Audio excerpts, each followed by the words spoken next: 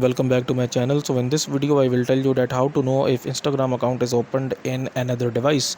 So before starting this video, make sure to like this video and subscribe to my YouTube channel.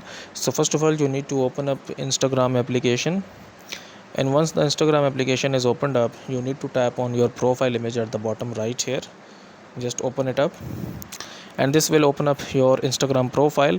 And then from here you need to tap on the three lines at the top right here, and then tap on settings and privacy, and then tap on accounts center here, and then tap on password and security, and tap on here where it says where you are logged in. Okay, so tap on this one, and from here tap on your Instagram account, and here it will show you the list of devices in which your Instagram account is logged in.